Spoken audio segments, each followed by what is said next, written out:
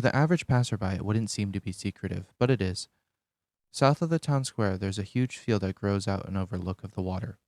There's abundance of flowers that riddle the field, flowers of different kinds and colors, looking like it was ripped from the Munchkin land in The Wizard of Oz. Not only is it beautiful to look at, but it's a spectacle to listen to. See, our town is blessed with a field of flowers that can sing. The songs they play can depend on the weather or events of the town.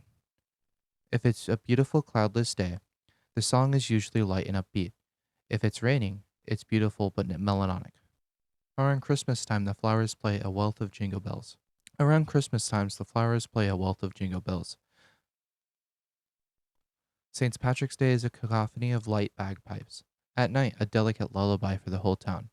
This may sound like it gets annoying and droning, but the music being played is peaceful and relaxing that everyone accepts it. It is a part of life.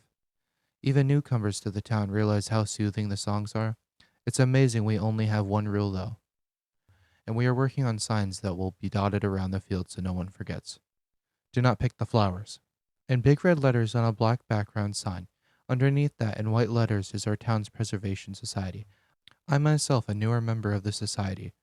Our only goal is to tend to the field during the winter, making sure everything looks okay and the flowers hold up. Otherwise, we leave the field alone and let the orchestral flora continue. Everyone in the town knows this rule.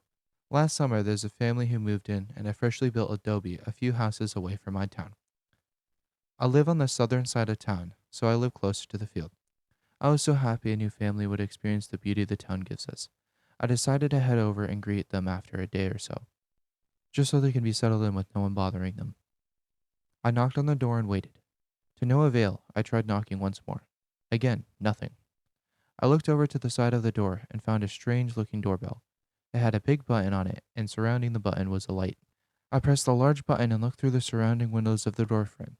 Lights blinked gently in the house, and around the corner came a gentleman and a black-haired woman. They flashed me huge smiles while walking down the hall to the door. They opened it to greet me. "Hello, welcome to the neighborhood," I said, and handed them a welcome card. I got a gift certificate to the town's grocery store for them. They accepted it, smiled, and bowed their heads, but didn't say anything. I was taken aback a little. I was taken aback a little bit, but then I saw a small boy turn the corner nearest to the door to see who was at his new house. I gave them a big smile. I gave him a big smile and said to all three of them, "I'm Marianne. If you have anything, I live in that home right there." I turned and pointed towards my house. When I turned back, I saw two adults staring at me. The woman started to move her hands up and began to sign. "Oh, I'm sorry, I didn't mean." And then I noticed the man and a young boy begin to sign to each other as well. The whole family was deaf. I don't know much of any sign language, but for assignment in school, I had to learn my name. I signed it to them, and they had big smiles across their faces.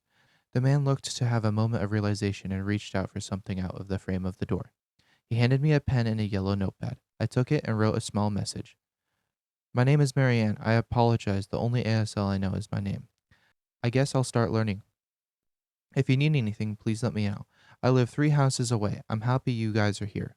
They seemed really happy about that. They waved a goodbye, and I walked back to my house. When I got back inside and sat on the couch, it hit me.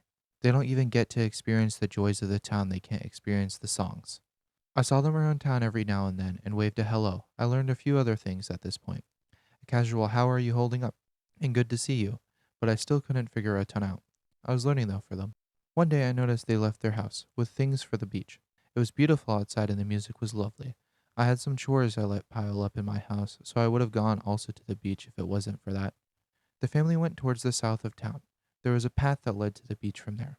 The music was incredible, a slow mass of flutes, steel drums, bongos, and xylophones, all in a conglomerate of wonder.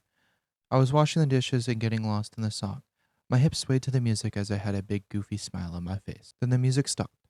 I stared at my hands as the water overflowed. The bowl had slipped into the sink. Silence enveloped me, and I could hear my blood through my body. Each heartbeat of mine got louder and louder.